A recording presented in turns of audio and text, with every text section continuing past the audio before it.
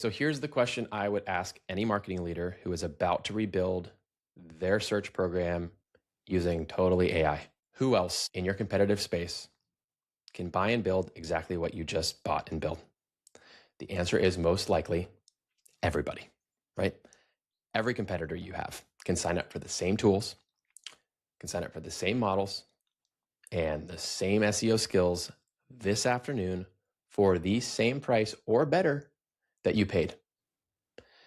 In some parts of a business, that is totally fine, right? If you're building software, for example, a tool that makes your engineers faster is worth it, even if your competitors have the same tool, because the product either works or it doesn't, right? Marketing, specifically search marketing, is a different situation. In search, there is a limited number of spots. The rankings, the citations, the mentions inside of an AI answer, and the whole point is to outperform your competitors.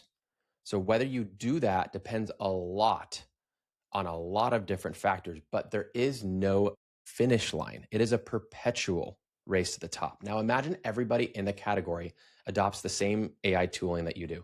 Has anybody gained an advantage? No.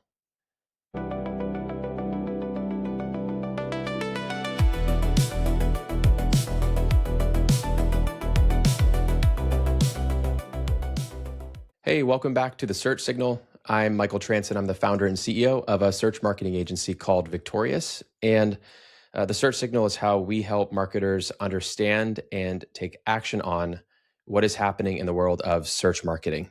So as a team that works on hundreds of websites annually, we bring what we learn from running search campaigns for some of the biggest and some of the fastest growing brands today to this podcast for you to apply to your own work. So before we get into today's topic, I do want to spend a little bit of time bringing you up to speed on what is happening this week in the world of search marketing. So let's start with the big one, which is Alphabet reported its earnings this week. Search revenue grew about 17% to $63.3 billion, which sounds very healthy on its own, but that growth was slower than last quarter. So search lost about 3 points of its share of the company's overall revenue.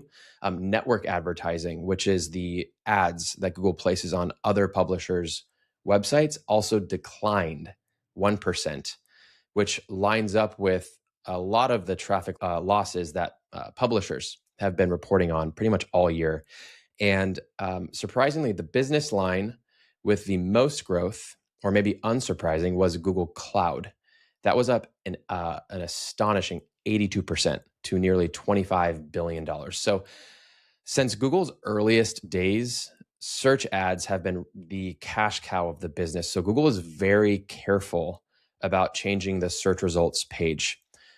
Cloud is now big enough, and it's also growing fast enough to carry the company. And so that's going to free up Google to experiment, in my opinion, pretty aggressively with new search surfaces and not having to worry about protecting every dollar of their search ad revenue on a quarterly basis. So I just want you to keep that in mind as you hear the rest of today's and this week's news, because everything else we're going to be talking about and covering is an example of Google doing exactly that.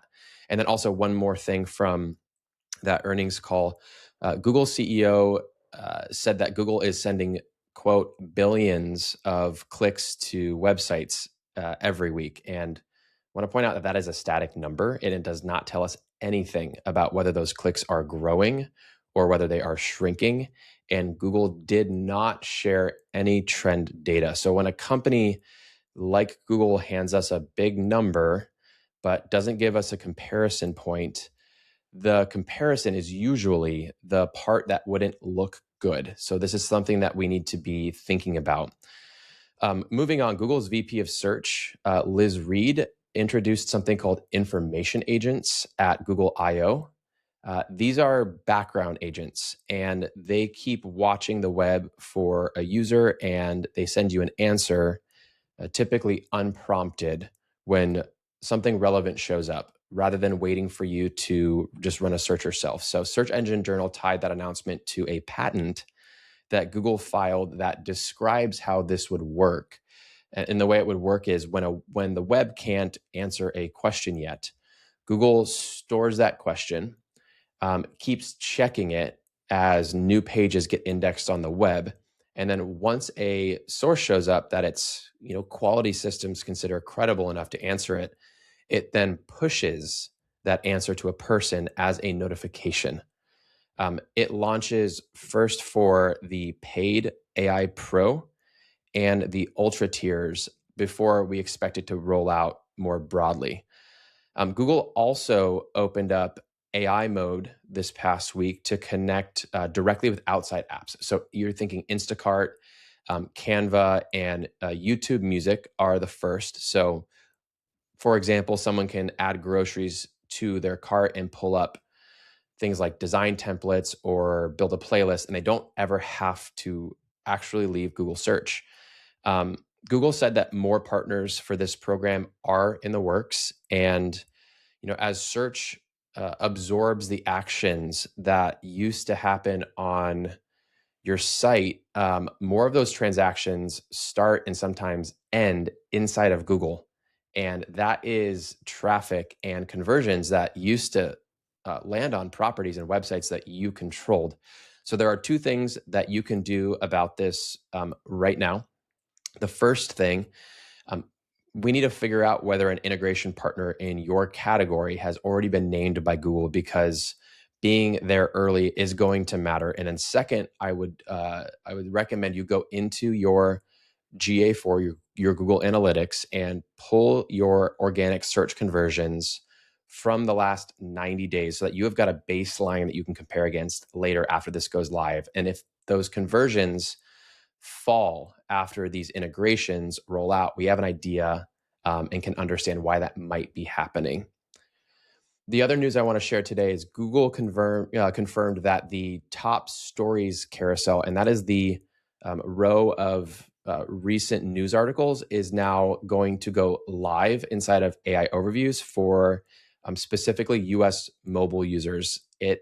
What it does is it links out publishers on developing news stories, and it is going to give extra prominence to sources that a reader has marked as preferred. So this extends the push that Google started earlier this year to put fresher perspectives and source links into AI overviews. Google has not shared any engagement data yet, so we don't know whether people click these links or they're just seeing them. So for any brand that is publishing timely or newsworthy content, this is a new placement that you will have to compete for, and it is going to be rewarding freshness and it rewards authority. So your classic keyword rankings are not going to get you into this, but if you publish that kind of content, there might be two questions you might want to ask your search team. Number one, are we set up in order to get placement on the topics that we own? And when we do show up there, are we getting clicks or are we just getting impressions? Because a placement that is getting seen but never clicked, that is a brand awareness play. And I would say that's something that we should plan for and measure like a brand awareness play and not a traffic play. And then lastly, a federal judge in California this week threw out the core of Google's copyright case against a company called SerpApi. So Google had sued SerpApi. They had argued that they bypassed its protections to scrape and resell search results to AI and to rank tracking companies. So that judge ruled that scraping public search results that contained no copyrighted material doesn't break copyright law. So those claims are essentially gone for good. So Google does have the option to refile based off of its licensed knowledge panel images getting scraped. But why this matters for you is, a lot of the rank tracking and a lot of the AI visibility tools that we are all relying on today to see where we show up across search, those run largely on this kind of scraped data. And this ruling makes it a lot harder for Google to shut down that pipeline through copyright claims. So that is the news for this week. Let's jump into today's episode. Okay, so if you are a marketing leader right now, your budget is probably tighter than what it was a couple years ago. And when you're being pressured to fund the same work with less money, you've got to figure out how to do more with less, right? It's natural at that point to question whether you should cut funding to search marketing now, especially because there is an option that you have not had before, which is AI can do a real chunk of the search work. And, right now it looks like a big money saving opportunity. So you might ask yourself, like, why not pull search in house, run it with AI and save what you would spend on a freelancer or with an agency? And that is the question that we're going to explore today. So we're going to get into truly what AI can take off of your plate and why having the same tools as everybody else doesn't actually make you more competitive. So we're going to break down a couple of cost assumptions that I would respectfully challenge before you choose to cut anything. And then we'll get to a very practical part in today's conversation, which is how do you resource your search channel today and what kind of budget do you actually need? So by the end of the show, I want to be able to help you right size your search budget and also know how to think about spending it now that AI is a very real and meaningful part of the mix. Okay, so marketing budgets, they have shrunk a lot over the last couple of years, and they honestly are not showing much signs of recovery. So Gartner surveys CEO spending every year, and this year's numbers just came out last month in June. And what they said was in 2026, marketing budgets are sitting at about 7.8% of company revenue. Now, 4 years ago, that number was closer to 9.5%. So call it roughly 18% or so lower than it was just 4 years back. And there was a second number in that survey that caught my attention when we were digging into it. So inside of the smaller budgets, CMOs are now putting, just over 15% of their spend into AI. And you think about that for a second. Like budgets have gone down and then the AI line item has gone up. So from that data, I'd extrapolate that, marketing leaders are leaning on AI a lot to stretch budgets that have essentially stagnated. And that is exactly what is making running search in-house with AI so tempting right now. And would not be remiss to say all of this is happening while the way people find and choose companies is going through one of the biggest shifts we have seen in years. So leaders are hunting for, cheaper ways to keep search going at exactly the same moment. Search is changing its absolute fastest. So I see what this personally looks like on the ground every week when I sit on some of our sales calls at Victorious. There are companies with real revenue, right? Businesses, way past the startup stage, and they are coming to these calls with budgets a fraction of what they should actually be spending. And underneath, all of these conversations is, in my opinion, probably the same unspoken question, which is, can't we just do this ourselves with AI? That question really rests on the perception that AI has commoditized search, right?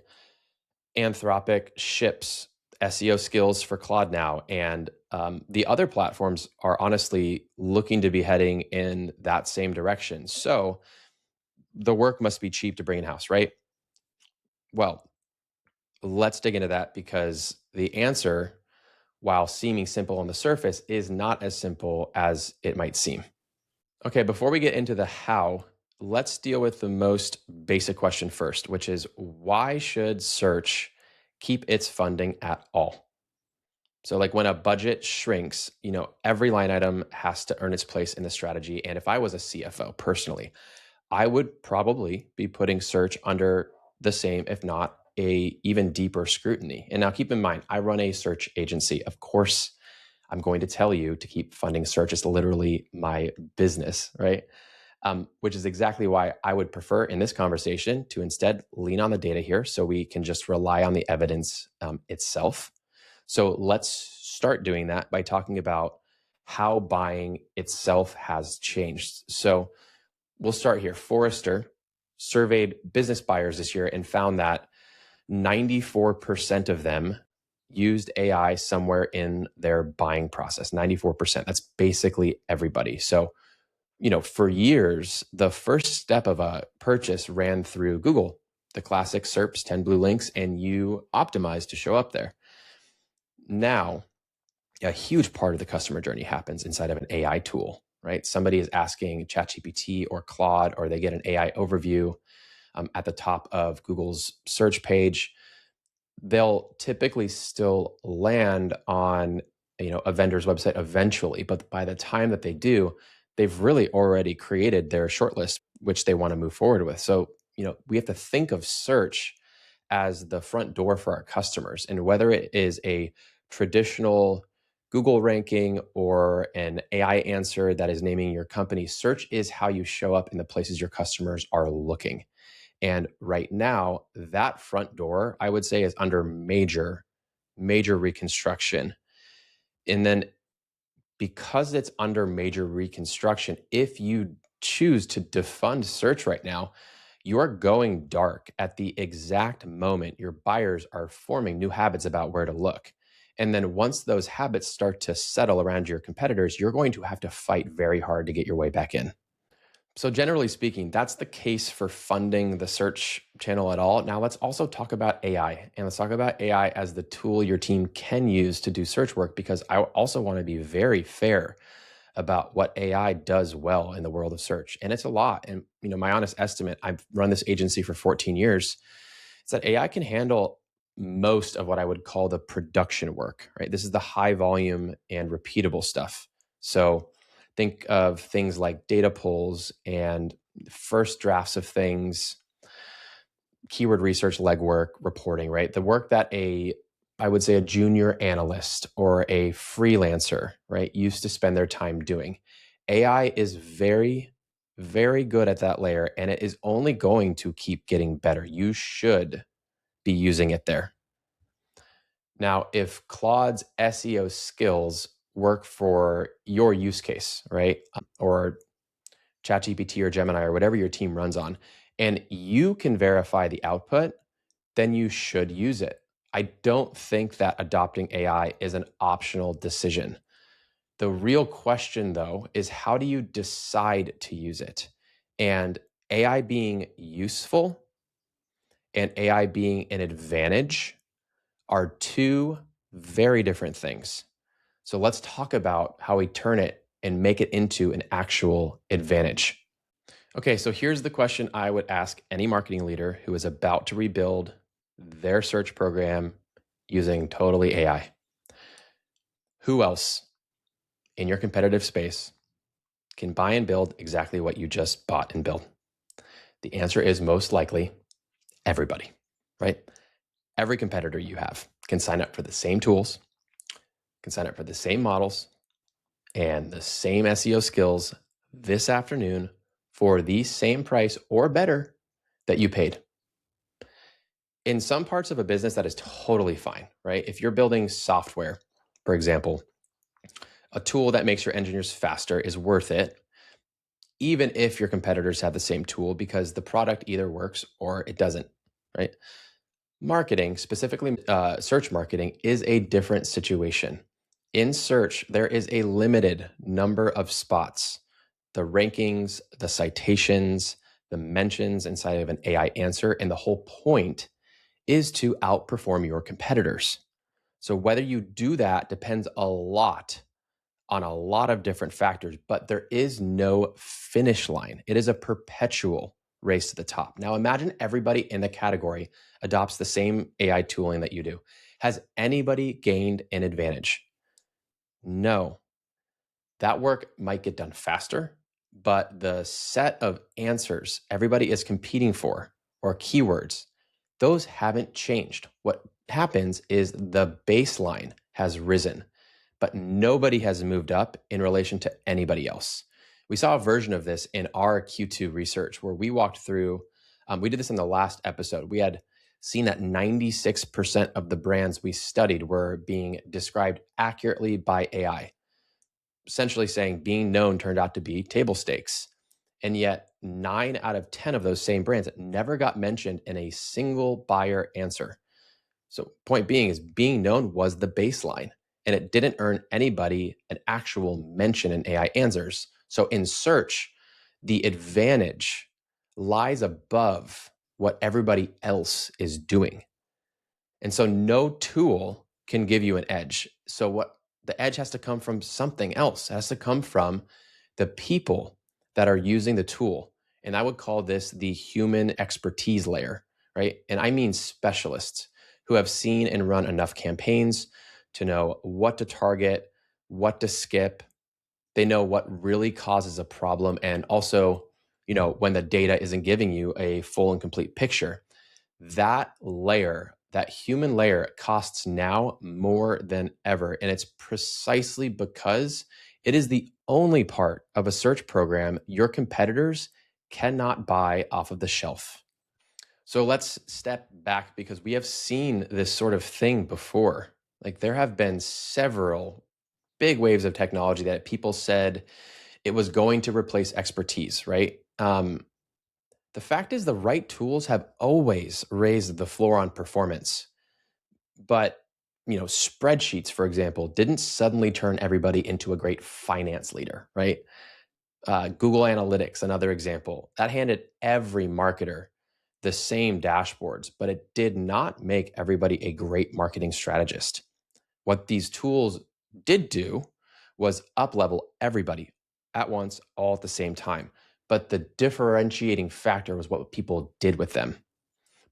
But honestly, also, AI deserves, in my opinion, even more skepticism than previous technology shifts because of how these systems work, right?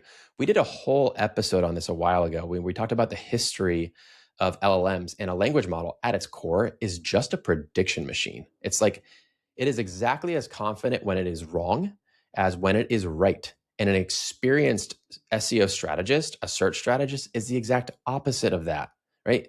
The real value of experience is knowing what you don't know, right? When to double check, when to look at a recommendation that just doesn't feel right, right? AI gives you an answer, but an expert gives you a judgment call that they are personally on the hook for, right? You ask an AI how to approach your SEO, and it is going to come back with a big synthesis of the best practices that it has read, whether that's from like training data or from search results that it does on a web search, right? And here's the thing, general best practices, they aren't wrong, right? But what are they? They are averages, right? They work across thousands and thousands of unrelated businesses and websites. Your business is not an average.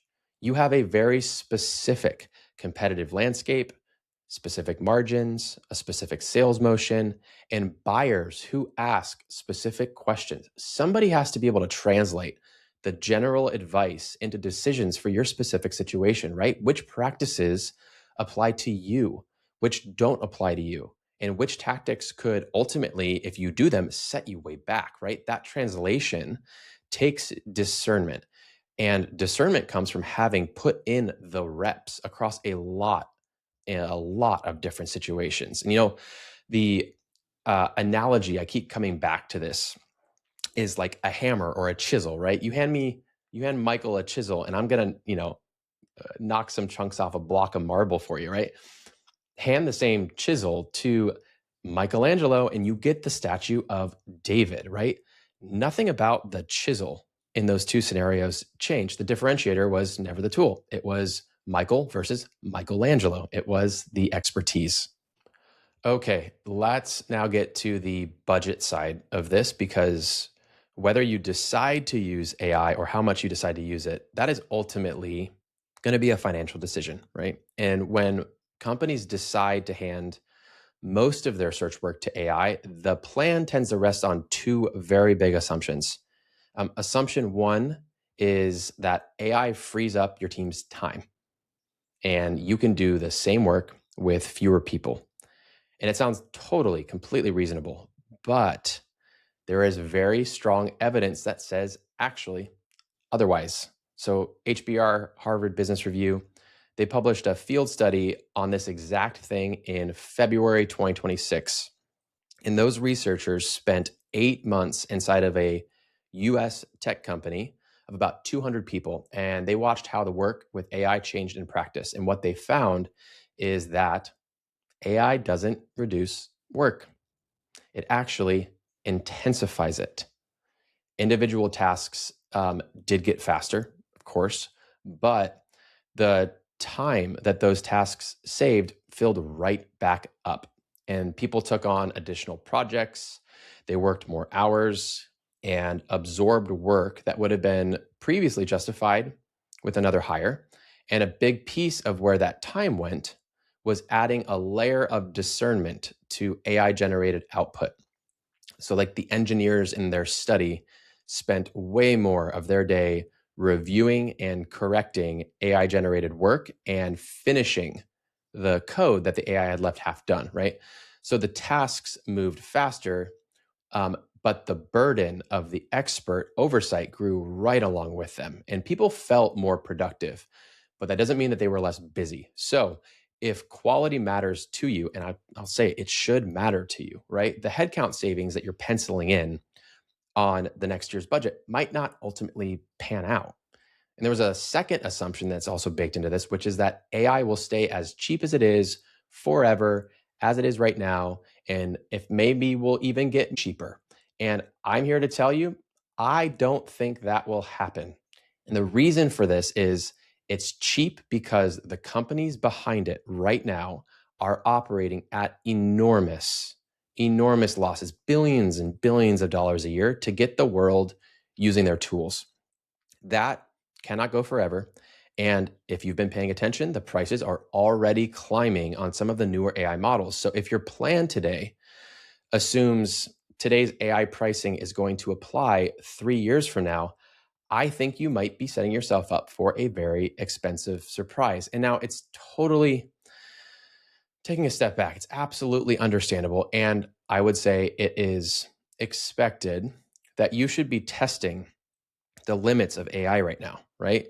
Find the corners of the room, right? That is the right instinct. And the companies that are doing it thoughtfully are going to, in my opinion, come out ahead eventually. But on the other side, some companies are going to be cutting too deep as well. And when they need to rebuild the human expertise we've been talking about that they had decided to outsource to AI, they're going to be rehiring in a market where every other company that made similar cuts is chasing the same people. And you might very well be finding yourself in a bidding war for talent. We've already seen this play out because the AI experiment actually started with content, right? We had a couple of years of AI generated copy that just flooded all of the channels. And you saw memes, and they're still out there, just about total AI slop, right? But this year, the Wall Street Journal is reporting that companies like Google, Microsoft, Notion, even Anthropic, the company that makes Claude, they're building dedicated storytelling and narrative teams. There's job postings for storytellers that have been surging all through last year, and they are also still accelerating even now in 2026. So the earliest and most aggressive adopters of AI content are now also paying a premium to stick that human expertise back in the loop. Okay, so with all of that on the table, let's pivot and let's get real practical. And let's talk about ways that you can resource your search channel and how AI tools can figure into that mix. So there have traditionally been 3 ways to staff search. You can build an in-house team, you can hire an agency, or you can manage freelancers yourself. It's natural to want to add AI to that list as, option number 4. But AI really isn't a 4th option sitting alongside those other 3. The way I look at it is a layer that runs underneath all of them. Your agency is using AI. An in-house team uses AI. A good freelancer uses AI, right? Whichever way you go, AI will most likely be doing a lot of the production work, the data pulls, the first drafts, all the repeatable tasks. So the real decision is which one of these three human models you want to build on top of it, right? AI changes the calculus differently for each of the three, right? It might reduce what you need from freelancers and junior in-house roles the most, because those roles were mostly executing on production. The agency math is a little bit more complicated because you cannot and you don't want to pay an agency to just complete tasks. You pay an agency to be responsible for a result. AI can complete a task.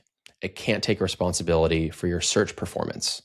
So whatever mix you do choose, you need to keep an expert inside of the process. So let's break down the budget considerations behind these decisions. And I'll give you a rule of thumb, and I'll also walk through the math itself so you can apply this to your own situation. So start with the Gartner number we talked about earlier. So marketing budgets right now are running at about 8% of company revenue. Then ask what share of the marketing budget goes to search. So for companies that are treating search as a real growth channel, that is typically somewhere between 10 and 15% of the total marketing budget. Just call it 1/8, right? And 1/8 of 8% lands you about 1% of revenue. So that's the rule of thumb. If you want search, and I'm talking about traditional search, AI search across all of the platforms, ChatGPT, Google, Claude, and everything else, if you want it to be an effective growth channel, fund it at about 1% of your revenue. And again, this is a benchmark. So you can back into this from the numbers. And the goal is to help make some options here concrete. So let's look at what that budget funds at different revenue levels. Okay, we'll start at $1 million in revenue. You make $1 million a year. 1% gives you about $800 to $1,000 a month for search. And I'll be straight with you. At that budget, an agency, in-house hire, they're both out of reach. So the decision here mostly is going to be made for you. At this level, AI can probably fulfill most of your search function. And let me tell you, I think that's fine, right? First drafts, keyword research, the technical basics, let AI do all of that.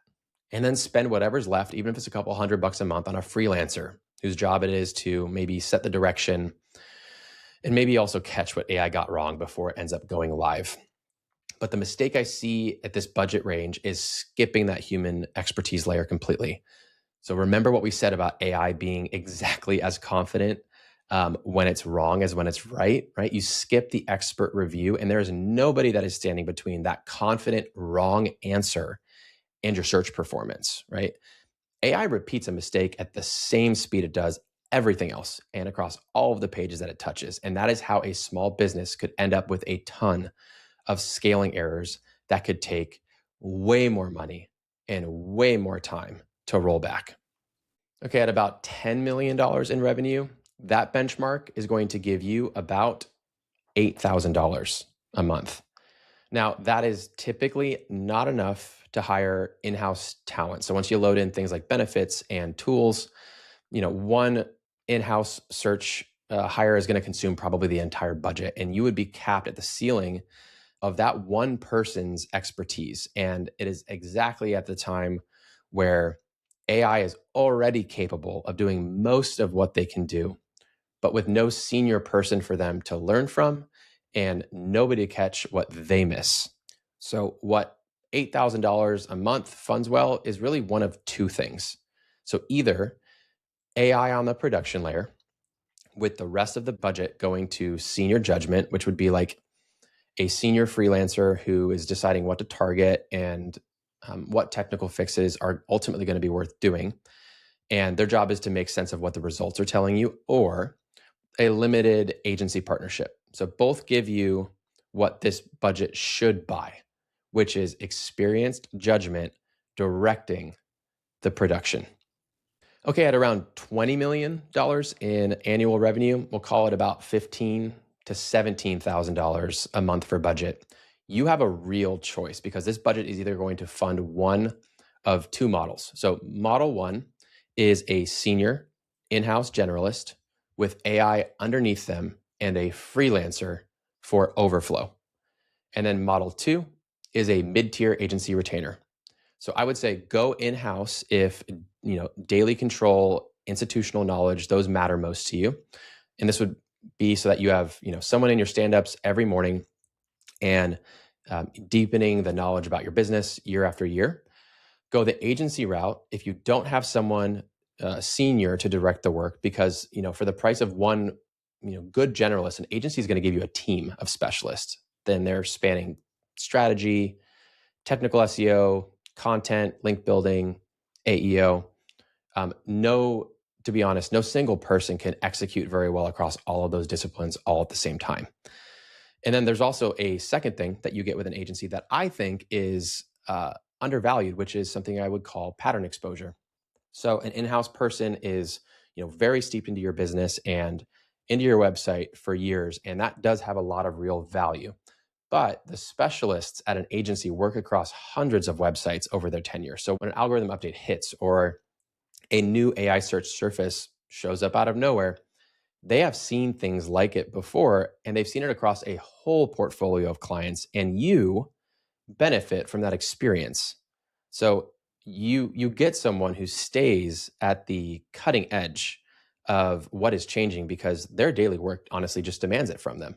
So the trap at this size is, in my opinion, attempting to split the difference, right? You hire a mid-level generalist and then you stretch them across the technical work, content marketing, link building, and AI search. And what ends up happening is you're under-resourced in all of those disciplines all at the same time. And while we are comparing agencies to in-house builds, one other thing also applies at all of these levels, right? The commitment profile is a lot different. So an in-house hire it's a long-term commitment, and it also comes with a lot of overhead. You have to recruit, you've got to people manage, and you've got to deal with unwinding it and exiting a person if it doesn't work out. An agency you can bring in without any long-term commitment, and you can also typically part ways on, say, 90 days notice if it's not working, right? So when budgets, and if your budget is uncertain, that flexibility can tend to be pretty valuable. At $100 million or more in revenue, this puts your budget at $80,000 a month that you can put to search, and you can stop choosing options. And if you want, and I recommend, you can run both.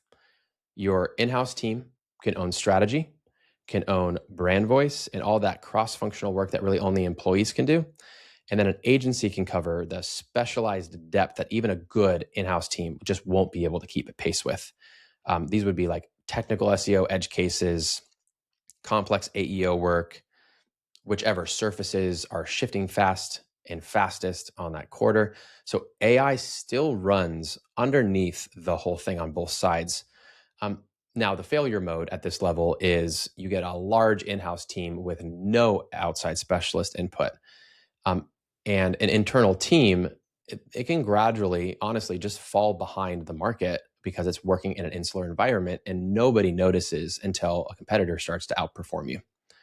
So I would say step back, and we look across all four of these scenarios, and there is a very clear through line through all of them, which is AI is present in every single one of them, and it's doing a lot of the production work.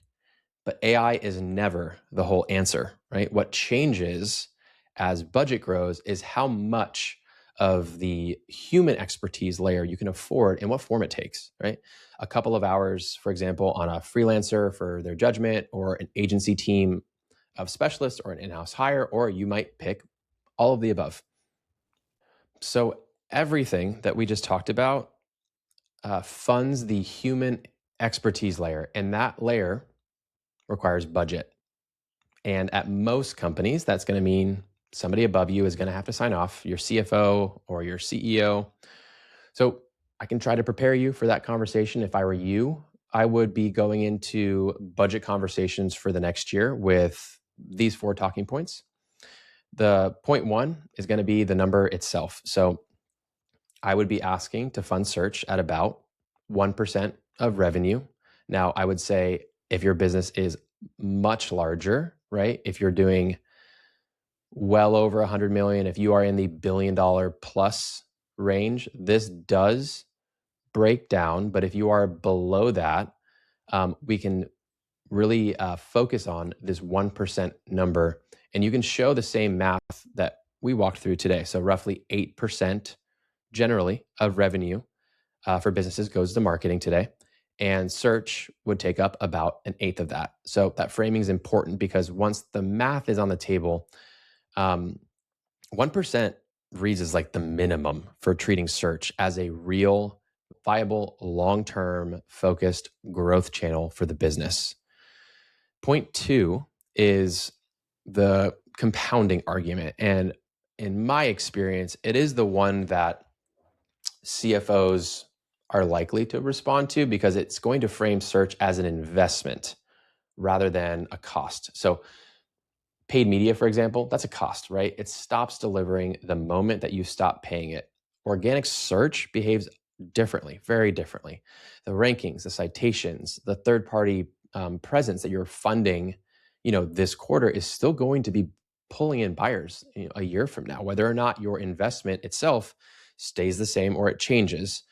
And I would also, be careful about this because, a sharp CFO is going to flip it on you. So if the asset keeps working, after the spend stops, why not just stop spending, right? The answer is that a cut freezes the asset, right? What you've been building is going to keep delivering for a while, but without the ongoing investment, the lead that you have is going to erode because you're going to have competitors that are going to keep building, right? And the search landscape is going to keep shifting underneath it. So I would tell your CFO plainly, this budget maintains an asset that is still growing in value. Now, point 3, I would also highly recommend to be much more precise about what the money buys, which is in search today, judgment, right? Your CFO is probably going to ask very reasonably, why can't AI just do all of this now? And the answer is everything that we've already talked about, right? The same AI that everybody can buy lifts every company in the category all at once. But what lifts you above your competitors, right? What wins you a bigger share of the voice, that is the human expertise layer that is directing the AI. That is the line item that is under pressure right now. But it's also the one that creates the competitive advantage. And the fourth point, I would say, is timing. So I would say the cheapest ground you will ever gain is ground your competitors are walking away from. So if companies in your category are defunding the expertise layer to chase AI savings, and the Gartner numbers are suggesting that plenty of them are, then holding your funding steady buys you position at a discount, right? Positions in search are going to compound, and whoever is holding that ground when budgets recover are going to be very expensive to displace. And if I was a CFO, I would know what side of that trade I would bet on. Okay, so let's do a recap. 3 things that I want you to take away from this conversation today. Number 1, fund search like the growth channel that it is, right? About 1% of revenue is the general benchmark. And you can back into that number yourself and bring it into a budget meeting. Point number 2, this is important. The same AI, we've talked about this all day today, the same AI everyone has raises the game for everybody all at the same time. It is not your advantage. The advantage comes from the judgment layer directing it. So you need to invest in that layer. It's the human layer. It's the only part of your search program that your competitors cannot duplicate quickly, easily, and cheaply. And then the third thing, decide your resourcing mix and do it with a lot of intention. AI, at the end of the day, is a given at every budget level. But the decision that is going to shape your results is how you choose to fund the human judgment on top of it. A freelancer, an agency, an in-house team, or a combination.